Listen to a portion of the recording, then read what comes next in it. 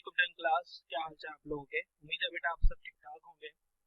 आज हम बायोलॉजी पढ़ेंगे। लेक्चर नंबर हमारा 15 है। चैप्टर नंबर 2 हम लोगों ने स्टार्ट किया हुआ था। तो टॉपिक आज हम पढ़ेंगे बेटा वो है 11.4.1 डिसऑर्डर्स ऑफ किडनी। तो किडनी का हम पढ़ चुके हैं कि किडनी का स्ट्रक्चर कैसा है, किडनी की फंक्शनिंग कैसे होती है। तो अब हम डिसऑर्डर्स को स्टार्ट करने लगे हैं जिसमें बहुत सारे डिसऑर्डर्स हैं। तो सबसे पहला जो डिसऑर्डर है किडनी का वो है किडनी स्टोन्स। तो स्टार्ट करते हैं, बुक्स ओपन कर लें बेटा। तो देखिए लिखा हुआ है when urine becomes concentrated crystals of many salts, for example calcium oxalate, calcium and ammonium phosphate, uric acid etc are formed in it. Such large crystals cannot pass in the urine and form hard deposits called kidney stone.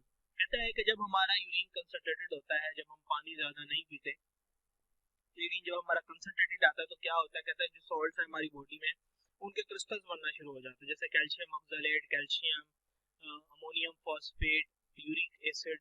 ठीक है, अभी जब crystal हैं ये बड़े होते हैं तो ये हमारे यूरिन से पास नहीं हो सकते, तो ये हमारे किडनी के अंदर क्या होते हैं, डिपॉजिट होना शुरू हो जाते हैं और इनको हम कहते हैं किडनी स्टोन।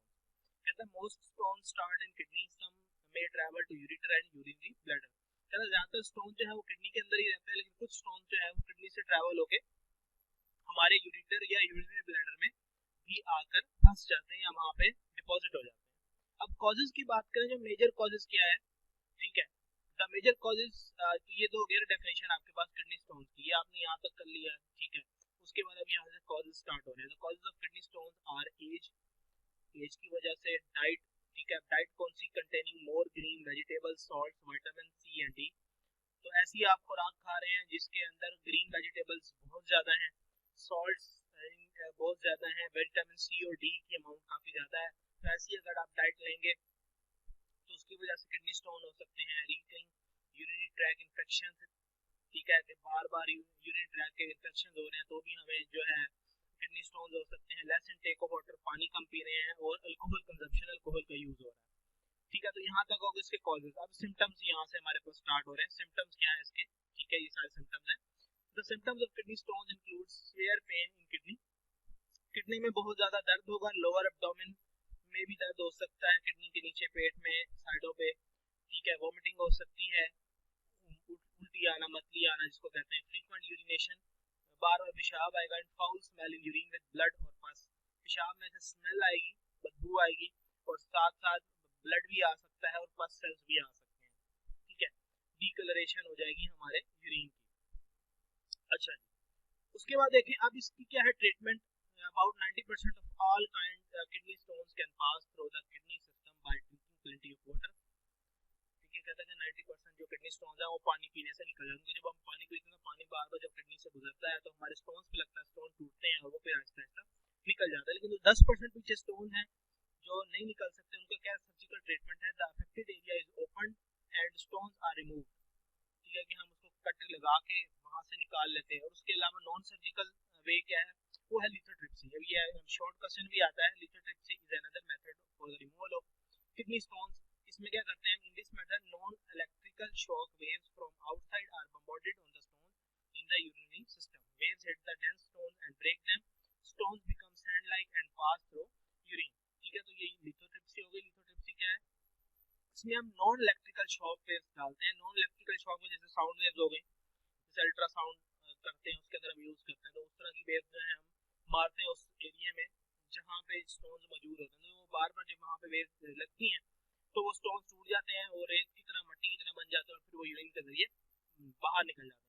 अब लिथोट्रिप्सी का ये फायदा है कि हमें इसमें कट नहीं लगाना पड़ता, सर्जरी नहीं करनी पड़ती। ठीक है, तो ये आपके पास हो गया किडनी स्टोन्स। ठीक है, तो ये अब लॉन्ग क्वेश्चन में भी आ सकता है। शॉर्ट क्वेश्चन में क्या आएगा, किडनी स्टोन्स क्या है, तो आप ये लिख देंगे। कॉजेज आएंगे तो ये कॉजेज है, अगर आपको ट्रीटमेंट आ जाएगी तो ये ट्रीटमेंट लिख देंगे। वैसे ज्यादातर जो किडनी स्टोन्स में ना लिथोट्रिप्सी के बारे में पूछा जाता है कि लिथोट्रिप्सी क्या है।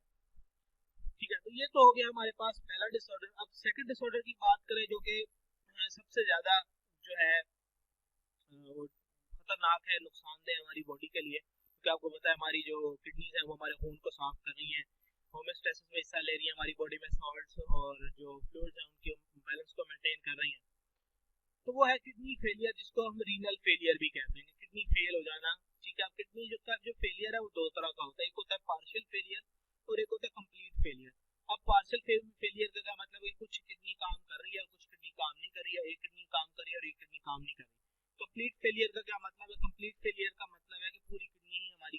काम नहीं कर रही। तो देखिए लिखा है kidney failure means the complete और partial failure of kidney to function. Diabetes mellitus and hypertension are the leading causes of kidney failure. कहता है जो डायबिटीज मेलाइटस शुगर की बीमारी और हाइपरटेंशन जो है, हाइपरटेंशन हाई ब्लड प्रेशर, ये मेन रीजंस हैं हमारे किडनी के फेल होने के। In certain cases sudden interruption in the blood supply to kidney and drug overdose may also result in kidney failure. कहता है कि इसके अलावा जो है सडन इंटरप्शन का मतलब है ब्लड इंटरप्शन का मतलब है कि एकदम जो ब्लड जा रहा है उसका रुक जाना। ठीक है, तो अगर ब्लड हमारा नहीं जा रहा तो उससे क्या होगा कि हमारी जो किडनी है वो फेल हो सकती है। ठीक हो गया। तो उसके बाद हम आगे चलें तो उसके सिम्टम्स है। तो सिम्टम्स में the main symptom of kidney failure is high level of urea and other waste in blood which can result in vomiting, nausea, weight loss, frequent urination and blood in urine. कहते हैं symptoms ये हैं कि आपके जो urea है वो बहुत ज्यादा होगा ब्लड के अंदर, और दूसरे वेस्ट प्रोडक्ट भी ब्लड में ज्यादा होंगे जिसकी वजह से आपको वोमिटिंग आ सकती है, वेट लॉस होगा, यूरिन बार बार आएगा, यूरिन में खून भी आ सकता है। फ्लूइड इन बॉडी में cause swelling of legs, feet, face and shortness of breath. Fluid जो आपकी बॉडी में भर जाएंगे, यूरिनेशन सही तरह से नहीं हो रही तो उसकी वजह से क्या होगा, फ्लूइड हमारी बॉडी में भर जाएगा, लेग और फीट फेस पे स्वेलिंग हो जाएगी, सांस लेने में मसला होगा।